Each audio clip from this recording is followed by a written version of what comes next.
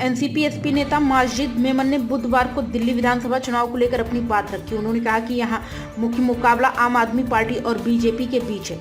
उन्होंने IANS से बातचीत में कहा, अगर कांग्रेस की बात करें तो वे यहां तीसरा पक्ष है, लेकिन इसकी भूमिका को भी खारिज करना किसी भी मायने में उचित नहीं होगा।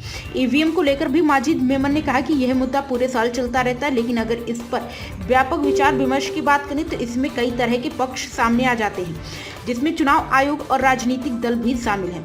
वहीं माजिद मेमन ने यह भी कहा कि चुनाव आयोग ने अपेक्षित तरीके से दिल्ली में विधानसभा चुनाव की तारीख का ऐलान किया। अगर अब मुकाबले की बात करें तो ये सत्ताधारी दल आम आदमी पार्टी और बीजेपी के बीच है। शरद पवार गुट के नेता यह स्पष्ट कर दिया है कि दिल्ली के विधानसभा चुनाव में एनसीपी-एसपी की किसी भी प्रकार की कोई भूमिका नहीं है। ना ही एनसीपी-एसपी वहां पर किसी भी तरीके से सक्रिय है और ना ही वहां पार्टी का कोई विधायक है। माजिद मेमन ने कहा, ऐसे में मुझे लगता है कि हमारी पार्टी को दिल्ली विधानसभा चुनाव से जोड़कर देखना औचित्य नहीं है।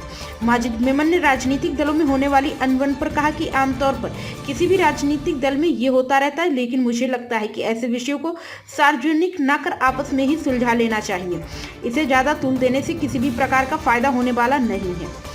मुझे लगता है कि किसी भी पार्टी के आंतरिक कलह पर हमें हस्तक्षेप नहीं करना चाहिए।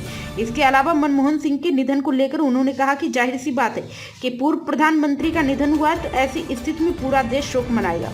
कांग्रेस पार्टी इस मुद्दे को लेकर पूरी तरह से लड़ रही है और देश चाहता है कि मनमोहन सिंह के साथ न्याय हो।